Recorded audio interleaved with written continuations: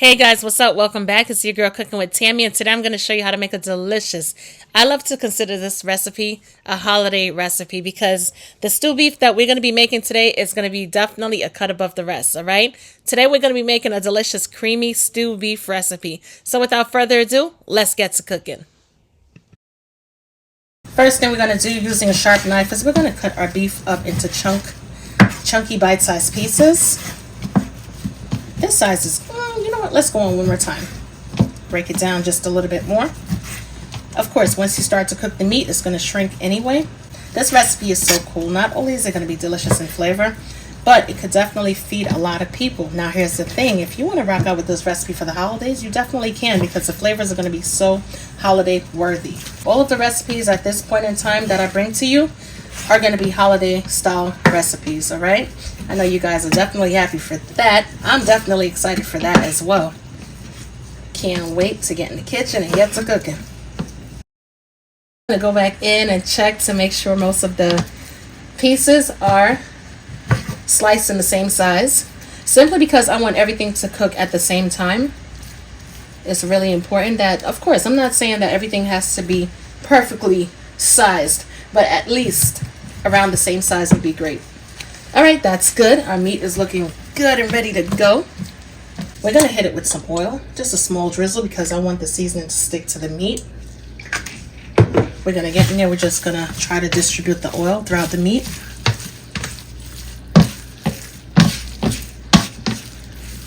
I'm going to hit it with some salt and ground black pepper. Spread the meat on out so that way you get an even sprinkle of seasoning. I'm also going to hit it with some garlic powder. Now this is garlic powder, contains no salt, so add enough. Add some onion powder. Add a good amount, just like the garlic powder. That's perfect. We're going to add some of your Girl Cooking with Tammy's all-purpose chicken seasoning. We could use this for anything, beef included. And we're going to add, this is low sodium, so we're going to add a good amount for that nice flavor. This is going to be like adding Lawry's. Let me stop lying. This is actually better than Lawry's seasoning. All right, we're good to go. We're now going to hit it with some paprika because I want this beef to have a nice color. Beautiful. We're just going to get in there and mix it on up. Make sure the seasoning is perfectly stuck to the beef.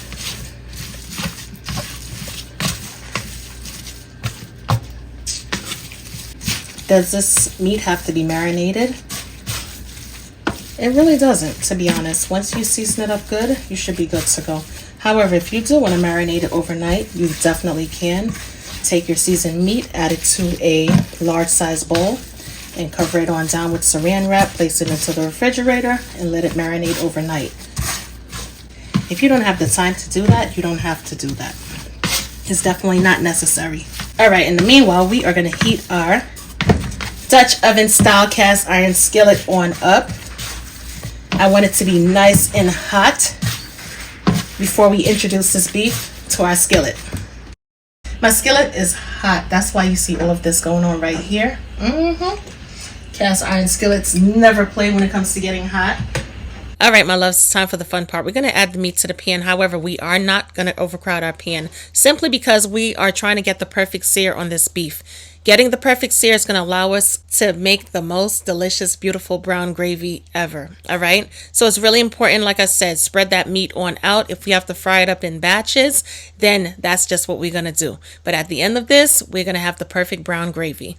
Your girl's been searing meat for a hot minute, all right? It took, honestly, 3 batches because, like I said earlier, this is 5 pounds of meat. But guess what? Take a good look because it was definitely worth it.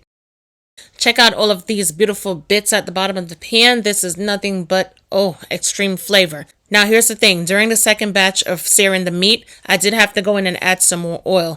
Don't rock out with a dry pan, guys, especially if you're using a lean cut of meat. If you need to add additional oil to sear the meat, then definitely do so. But for now, I'm not going to add any more oil because obviously I have enough. I'm going to add my celery, onions, Let's mix it on up really, really good. Let's scrape those brown bits from the bottom of the pan. If we're not able to get all of them, no big deal, because guess what? We're going to be deglazing in a second anyway. But in the meanwhile, we're going to cook these veggies down until the celery is slightly softened and the onions become translucent. Let's add the garlic to the party, stir it on in. We're going to cook the garlic until it becomes fragrant, and this should take no more than 30 seconds.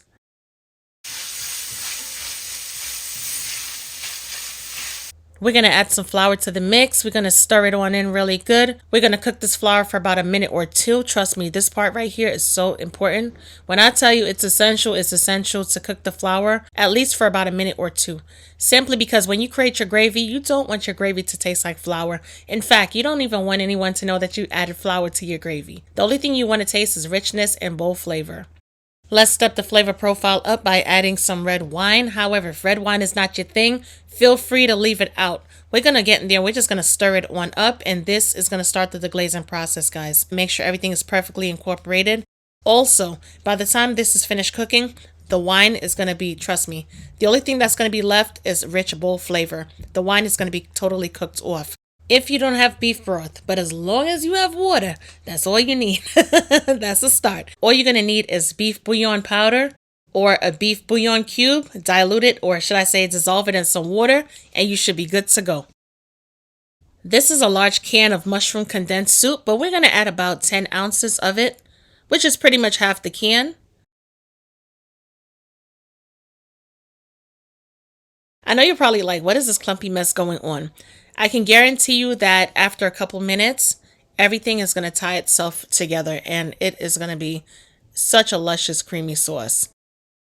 We're going to add some dried onion soup mix. Now this right here is also going to contribute to the flavors as well. In case you're wondering whether or not if this beef stew is going to be salty, I can guarantee you that it's not. It doesn't mean if you add a lot of ingredients that something is going to be, let's say, overly spicy or overly salted. It just simply means that you're going to have good flavor if you're using ingredients that do not contain high sodium. We're going to reintroduce our beef bites back to the pan. We're going to take them on out one by one until we realize that we're not getting anywhere with this. And we're just going to toss the entire thing into the sauce.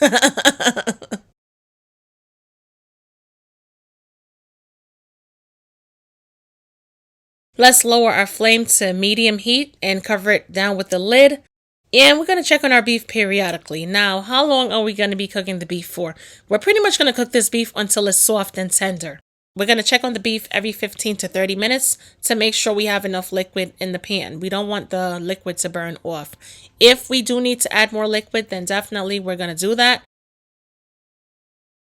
It's been about an hour and 15 minutes so far, and as you can tell, our gravy has definitely thickened up.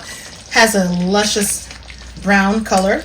Absolutely gorgeous. I went in and stirred it up like about 3 times just to make sure as the sauce was thickening up that it wasn't sticking to the bottom. That's really important as well. Our meat is semi-tender. Some of us may prefer it like this, as far as texture. And some of us may prefer it to be literally tender, like falling apart. You know how you have meat on a bone and it's just falling off the bone tender? Well, that's what I'm referring to. This is after an hour and 15 minutes cooking on medium flame. In the meanwhile, I'm going to also incorporate some potatoes and carrots with this delicious recipe. Choice of potatoes are going to be baby red potatoes. However, feel free to use yellow potatoes, white potatoes. You can even incorporate russet potatoes with this recipe. Totally optional. I'm going to cut this one more time since it's a little bigger.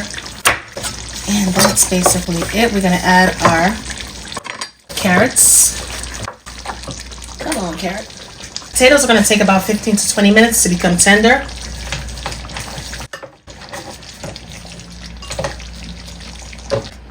Because I went ahead and added the potatoes, I am going to add a small amount of broth. Just a small amount.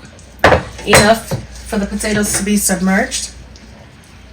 Stir it on up once again.